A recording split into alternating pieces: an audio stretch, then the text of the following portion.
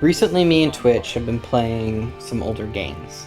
So, some of the older games that we've been playing would be Halo. I've tried to get into Half-Life, though that's not really multiplayer, so we're not doing that together. We started with Portal 1, Portal 2, and our most recent game is World of Warcraft, which is something that I played a little bit of. He played almost none of, and it's been an absolute blast for us to jump in and get into it. Though it's kind of had us thinking, what makes old games so charming? Why do we prefer these older games versus a lot of the newer games? That's not to say we're not having fun with newer games. In previous videos, we've talked about how Baldur's Gate 3 that came out recently. We vastly enjoyed it. We've got our golden dice sets. We spent a lot of hours in it. Satisfactory, we've really enjoyed, although the grind is a little bit much for us, and it's kind of hard to get back into it for us personally. And I think that's mainly due to our time that we have available to play.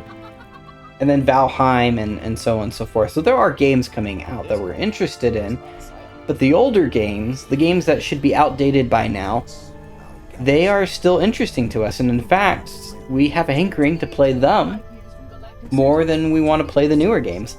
So we've been kind of thinking about that, and I think there are 3 different reasons, not the only reasons, but 3 different reasons that I wanted to talk about first, about why this may be. The first thing is they defined the industry. Some of these games, such as Halo, Call of Duty, World of Warcraft, they may not have been the first of their kind. They may not have been the first one to do what they were attempting, but they defined that genre. So much so that when you talk about it, you say, oh, it's a Halo-like game. Or, okay, so basically it's Call of Duty. Or, oh, okay, so another World of Warcraft. That's how you describe things, because these games had such an influence on people. And that's important, because just being known is important. So the fact that everyone knows who you are can lend itself to everyone playing your game. The more money a developer has to put into their game, because of how well known it is for a good reason, the more they can develop and improve. And this is not always the case. There are for sure sequels that flop, and unfortunately that's happening more frequently than ever before. But take Halo, for example. That got better, generally, all the way up to Reach for a lot of people. After that, it's debatable, and there could be some debates about which one's the best in between, but it was a very well-loved game series that generally got better game to game. Same with Call of Duty, and World of Warcraft. The Warcraft series itself was something that grew and grew and grew until World of Warcraft came out. And for this, I'm not going to talk about any expansions, because we're strictly talking about World of Warcraft Classic, Wrath of the Lich King, and that sort of stuff. It was very famous and people loved it. So just the fact that they were the ones that defined their industries by being the most successful of the time is important, because it means that they were able to improve. And you can sometimes feel it when you go back to their older first games. You can say, okay, this is rough. I think one of the best examples I have is The Witcher. The Witcher 3, absolutely fantastic. Going back to The Witcher 1, I love the story. The gameplay's rough. So there is that, but the fact that they defined their own genre is hugely important to this discussion, and probably one of the reasons why we still think of them today. It's not what made them fun, though.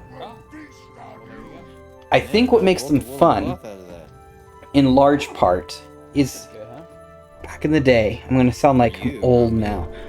Back in the day, the games had to focus less on quality of graphics and quality of, how nice marketing can make it look, and they had to focus more on content.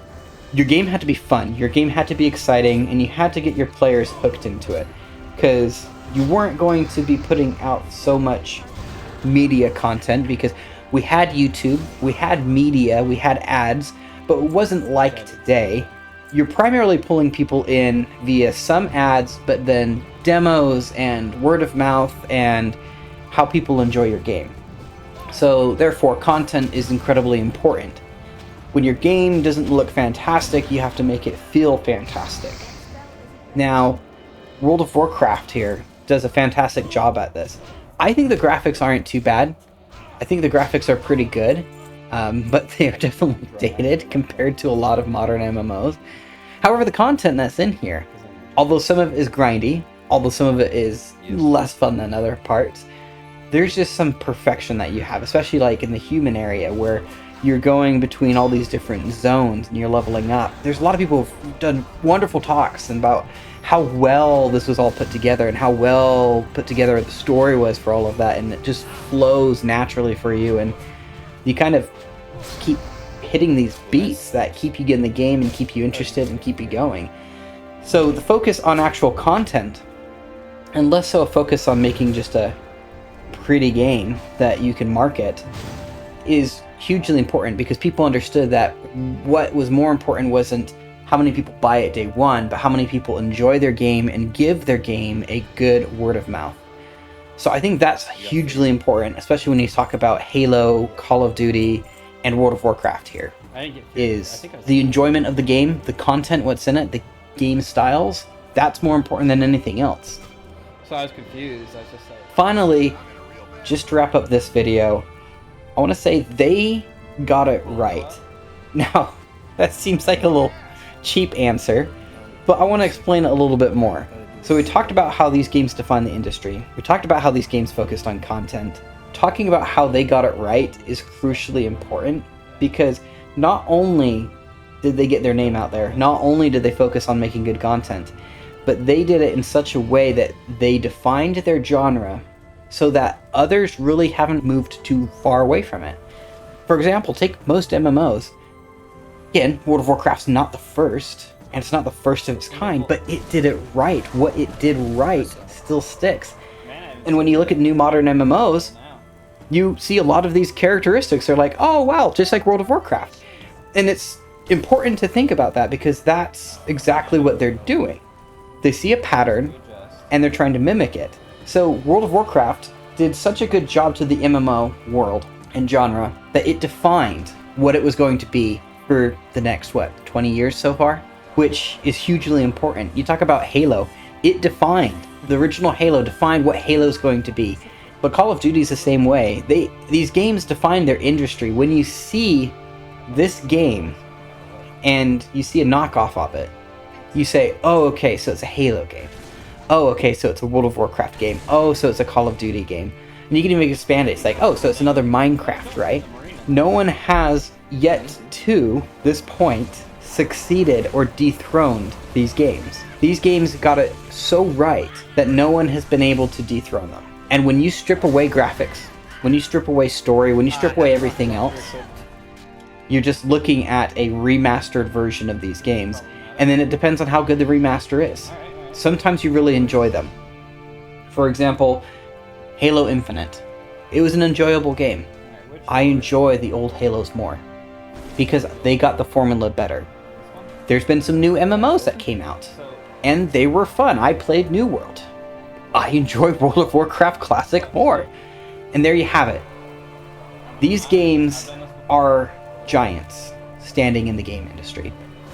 They're not going to die anytime soon, because even if you're not playing them physically, you're playing them in spirit. And I think that's going to continue, and I hope that it continues. But I also hope that what continues is we have more iteration and we have more new ideas that come out. Because it's always exciting to be able to pick up a new game, play it, and get sucked into that world and that gameplay. Baldur's Gate 3 was fantastic to pick up, and it was an iteration, an improvement on a genre that I actually really liked. But it was very difficult to get my friends into.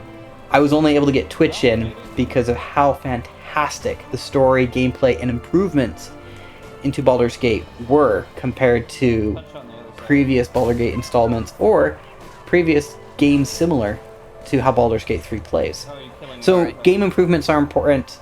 I hope games continue to improve, but for now, let's go crack open our old games, play through them, and remember, rejoice, recall all of that glorious time that we had. And let's thank the developers for continuing to provide these old games in remastered formats or their original formats, such as World of Warcraft, so that we can enjoy them. as always, thank you for everyone who has watched this far. We really appreciate you guys. We appreciate your feedback, your comments.